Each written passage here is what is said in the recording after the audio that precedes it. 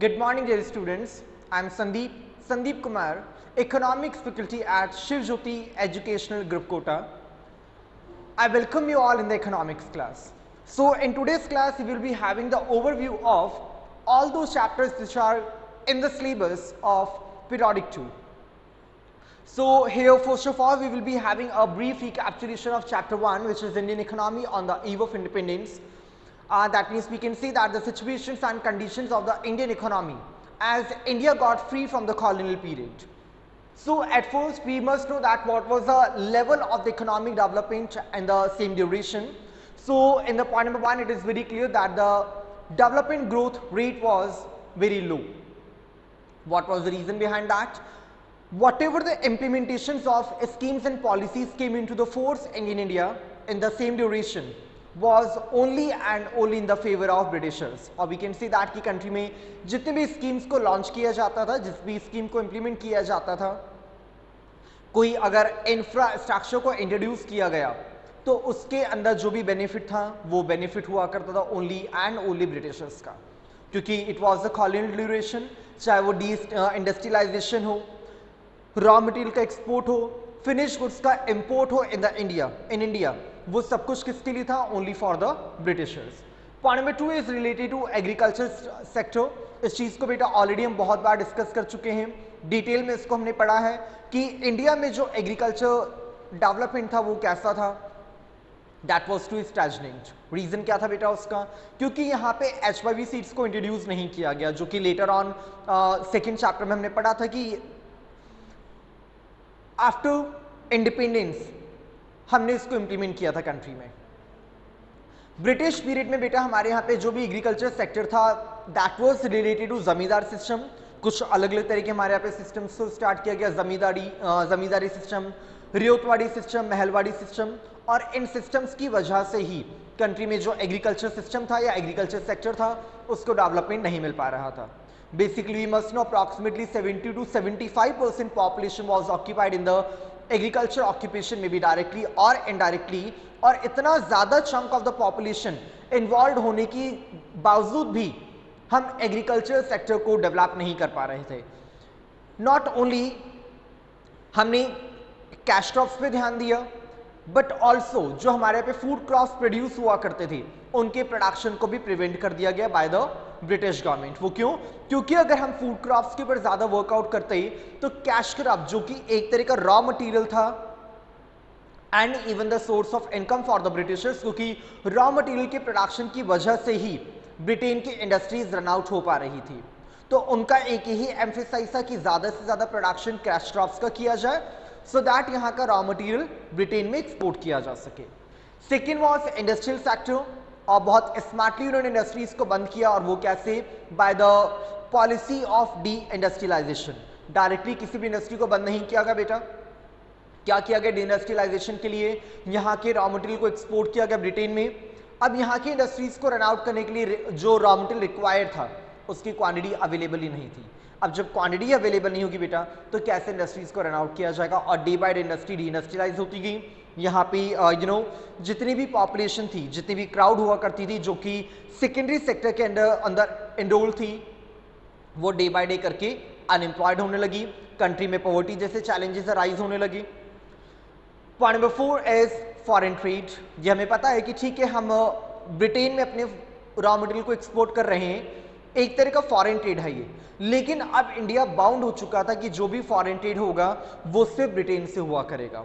Selected 2-3 countries और थी जहां पे कि हमारा ट्रेड चल रहा था, जैसे रशिया थी, श्रीलंका थी, इन 1-2 कंट्रीज से और चल रहा था, लेकिन वहां से भी ओनली एक कोटा फिक्स कर दिया गया. एक limited amount of raw material को एक्सपोर्ट किया जा रहा था, बाकी जितना भी जो maximum chunk of the raw material था वो एक्सपोर्ट होता था इन द ब्रिटेन ओनली. और सारा जब रॉ मटेरियल ब्रिटेन में जा रहा है तो वहां से फॉरेन ट्रेड तो हो रहा था, लेकिन वो इंडिया के लिए बेनिफिशियल नहीं था. रीजन क्या है उसका बेनिफिशियल ना होने का? पहली बात, जो रॉ मटेरियल एक्सपोर्ट हो रहा था that was at the cheaper prices. Come prices पे ज्यादा प्रोडक्ट को एक्सपोर्ट किया जा रहा था, ठीक है, दैट इज ओके. लेकिन रिटर्न में हम जो वहां से फिनिश गुड्स को इंपोर्ट कर रहे थे उस प्रोडक्ट की प्राइसेस हायर हुआ करती थी, प्लस टैरिफ भी पे करना पड़ रहा था हमें, टैक्सेस पे कर रहे थे इंपोर्ट्स पे, तो ले दे के इंडिया जितना वहां से एक्सपोर्ट करने के बाद में अर्न करता था उससे ज्यादा इंपोर्ट्स में वापस उनको पे कर दिया करता था। Then the next is infrastructure.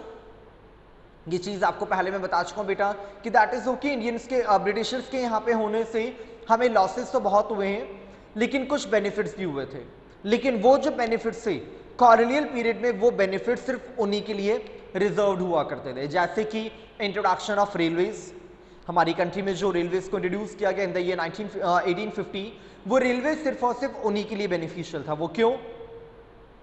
क्योंकि जब उन्हें प्रोडक्ट को एक्सपोर्ट इंपोर्ट करना होता था तो रेलवे ही एक ऐसा मीन्स होता है जहां से कि चीपर फेयर प्राइसेस पे हम प्रोडक्ट का एक्सपोर्ट इंपोर्ट कर सकते हैं, उनके लिए बेनिफिशियल था। स्विस कैनाल पढ़ा इसके बारे में हम लोगों ने, तो जो स्विस कैनाल बनाया गया वो भी उन्हीं के लिए था। वो क्योंकि इस वे से एक खुफिया तरीके से प्रोडक्ट का एक्सपोर्ट और इंपोर्ट कर लिया करते थे। Then apart from this, introduction of postage services in the country, जो हमारी कंट्री में जितने भी पोस्ट ऑफिस हैं ये भी उन्हीं की देन थी बेटा। अपार्ट फ्रॉम दिस, और उन्होंने हमें क्या दिया बेटा? Introduction of monetary system in the country. Otherwise earlier we were be having only barter system, तो बार्टर सिस्टम को कन्वर्ट कर दिया मॉनेटरी सिस्टम में, ये भी उन्हीं की देन है। दैट इज ओके कि ये सारी चीजें रिजर्व हुआ करती थी at colonial period, but later on ये चीजें अब हमारे लिए बेनिफिशियल हो चुकी हैं। ठीक है, एज वी नो दैट कि जो रेलवेज अगर हमारी कंट्री में जो इंडस्ट्री है एक लार्ज स्केल इंडस्ट्री पे काम कर रही है, प्रोडक्शन भी है, इवन रेवेन्यू भी वहां से बहुत ज्यादा है, और इतने लार्ज स्केल कंट्री की बहुत मैक्सिमम पॉपुलेशन ऐसी जो कि वहां से अपनी लाइवलीहुड को गेन कर पा रही है from the different channels. Now next we have the following part of the 1950 to 1990। ये सारा तो अभी हमने डिस्कस किया कि कॉलोनियल पीरियड जब वाइंड अप हुआ तो कौन कौन सी सिचुएशंस इंडिया में अकर हो रही थी, but in the duration of 1950 to 1990 हमने कौन कौन से इंप्रूवमेंट्स की कंट्री में। So the very first is economic planning. अब कंट्री में प्लानिंग की रिक्वायरमेंट थी। प्लानिंग क्या होती, क्यों की जाती है प्लानिंग बेटा? क्योंकि जब हमें किसी ऑब्जेक्टिव, किसी एम को गेन करना होता है, हमारा को एम्बिशन है, हम उसको अचीव करना चाहते हैं, तो उसके लिए पहले एक प्लानिंग कर ली जाती है, प्लान ऑर्गेनाइज किए जाते हैं। ठीक है बेटा, तो इसी तरह की प्लानिंग कमीशन को हमारी कंट्री में इंट्रोड्यूस किया गया इन द ईयर 1950, और प्लानिंग कमीशन के बिहाफ पे हमने 5 ईयर प्लान को इंट्रोड्यूस किया, जो कि फर्स्ट प्लान हमारा इंप्लीमेंट हुआ था इन द ईयर 1951 टू 1956। ठीक है बेटा, इस ड्यूरेशन में फर्स्ट 5 ईयर प्लान को ऑर्गेनाइज किया गया, जिसकी कि जो हमारे फॉर द गोल्स थे, जितने भी 5 ईयर प्लान से, दैट वाज व्हाट कि हमारी कंट्री में जो जीडीपी है उसको इंक्रीज करना है, ओवरऑल कंट्री का ग्रोथ करना जरूरी था, चाहे वो कोई सा भी सेक्टर हो। दैट इज ओके कि हम लोगों ने जो 5 ईयर प्लान को डिजाइन किया वो पर्टिकुलर 5 ईयर तक पर्टिकुलर एक ही ऑब्जेक्टिव को लेके कैरी ऑन करता था। जैसे सर्व शिक्षा अभियान है, इंडस्ट्रियलाइजेशन हुआ, और भी बहुत सारे ऐसे पर्टिकुलर हमने अपने ऑब्जेक्टिव्स को डिसाइड किया। ह्यूमन कैपिटल फॉर्मेशन हुआ, जिसमें लगातार 5 ईयर्स तक हम एक ही ऑब्जेक्टिव को लेके उसके ऊपर वर्कआउट कर रहे थे। तो यही कुछ हमारे इसके गोल्स हुआ करते थे कि हमें हमारे ऑब्जेक्टिव्स को गेन करना था।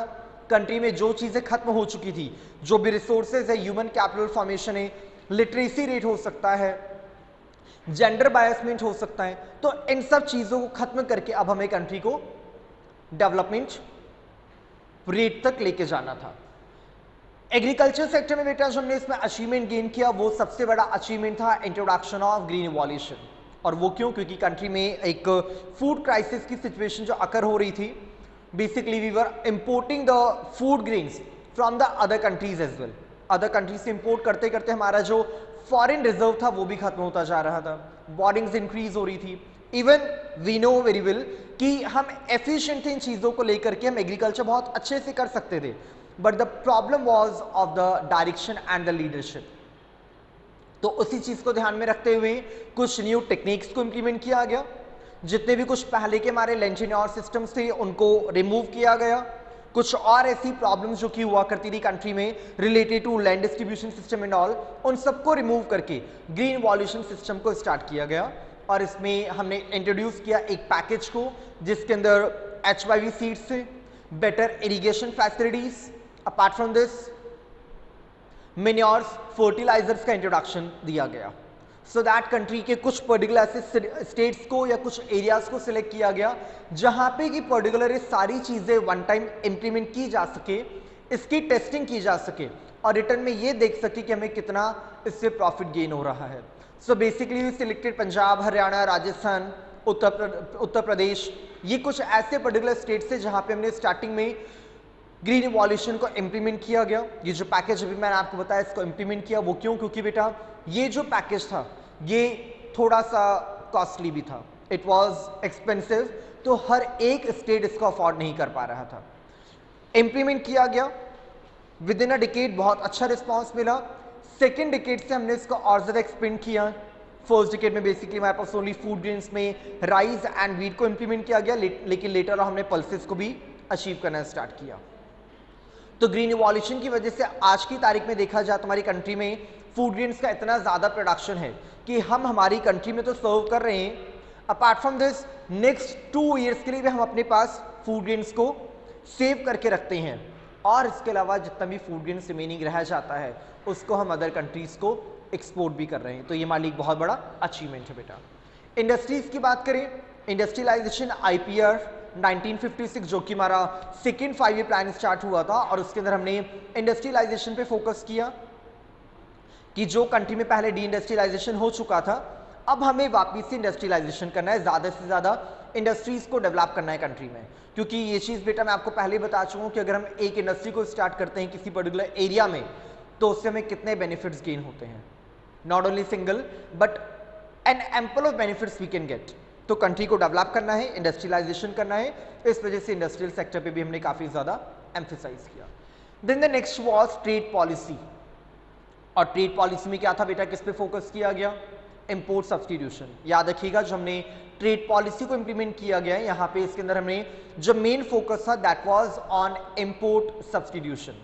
दैट मीन्स हम जो प्रोडक्ट्स को बाहर से इंपोर्ट करते हैं अदर कंट्री से, जो अभी तक हम इंपोर्ट्स करके अपनी कंट्री की मॉनेटरी अमाउंट को बाहर भेज रहे थे, फॉरेन रिजर्व्स हमारे खत्म होते जा रहे थे, तो क्यों ना उन सभी प्रोडक्ट्स का ऑल्टरनेट हम हमारी कंट्री में प्रोड्यूस करना स्टार्ट करें। या दैट इज ओके कि इनिशियल लेवल पे हमारी प्राइसेस ज़्यादा लगेंगी, कॉस्ट ज़्यादा लगेगी प्रोडक्ट को प्रोड्यूस करने में, टेक्निक इतनी नहीं थी हमारे पास में, लेकिन धीरे धीरे जब हमने इस तरह के एफर्ट्स को करना स्टार्ट किया so we achieved a remarkable result. हमें काफ़ी अच्छा रिजल्ट मिला इसका।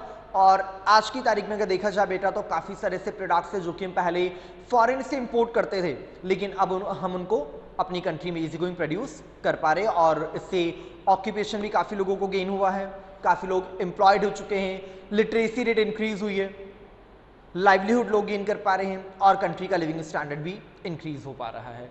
और ये लिविंग स्टैंडर्ड इंक्रीज करना है, एजुकेशन पे ज़्यादा ध्यान देना है, इसी वजह से बेटा अब हमको ज़रूरत है ह्यूमन कैपिटल फॉर्मेशन की, जो कि हमारा चैप्टर 5 भी है।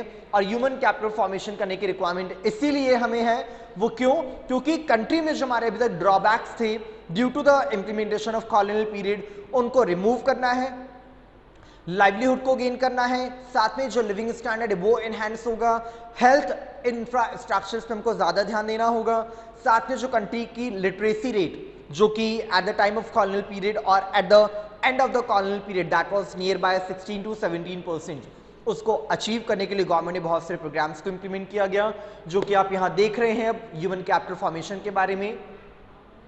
Sources of human capital formation क्या हो सकते हैं बेटा, कहाँ से ह्यूमन कैपिटल को फॉर्मेशन को गेन किया जा सकता है? कुछ ऐसे पर्टिकुलर सेक्टर्स जैसे ट्रेनिंग्स दे करके, प्राइमरी एजुकेशन दे करके, सेकेंडरी एजुकेशन के बिहाफ पे, कॉलेज लेवल एजुकेशन प्रोवाइड करवा के हम ह्यूमन कैपिटल फॉर्मेशन को गेन कर सकते हैं, technical knowledge and then job orientation programmes, trainings, जो भी जॉब ट्रेनिंग्स दी जाती है, ये सब चीजें देकर के हम पर्सन्स को, यहाँ की जो पॉपुलेशन है उनको इजी गोइंग डेवलप कर सकते हैं, उनकी पर्सनालिटीज को इंप्रूव कर सकते हैं, माइग्रेशन प्रोवाइड करवा सकते हैं। जैसे पर्टिकुलर किसी एरिया में कुछ अच्छी फैसिलिटीज अवेलेबल नहीं है तो क्यों ना उनको एक प्लेस से दूसरे प्लेस पे इजी गोइंग माइग्रेट करवा दिया जाए, जहां पे कि उनको इजी गोइंग इस तरह की फैसिलिटीज अचीव हो सकती हैं।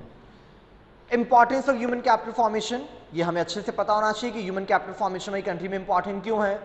Mean time we are surviving in the developing country. हम डेवलप्ड कब होंगे बेटा, हमारी कंट्री डेवलप्ड कब होगी?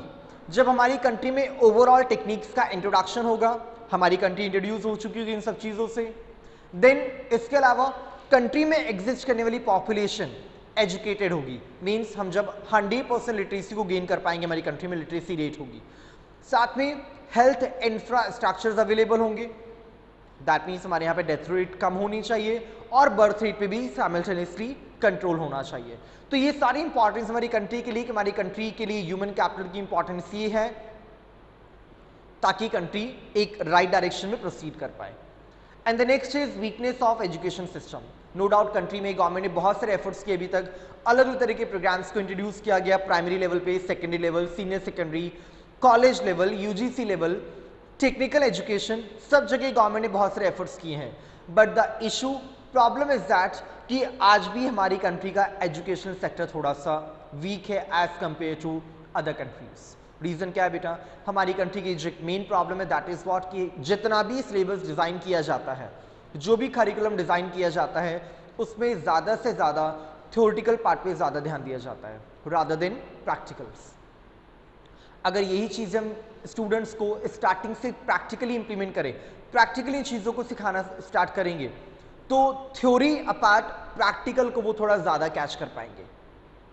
ठीक है बेटा, और यही वीकनेस हमारी कंट्री में एजुकेशन सिस्टम की है। या फिर हम ये कह सकते हैं कि जो स्कीम्स डिज़ाइन की जाती हैं इन द एजुकेशन सिस्टम या एजुकेशन स्प्रेड करने के लिए, जो एक्चुअल पर्सन्स जिनको कि वो स्कीम्स गेन होनी चाहिए, वो तो उन स्कीम्स को गेन नहीं कर पा रहे, या फिर उन लोगों तक ही पॉलिसीज पहुंच ही नहीं पा रही हैं।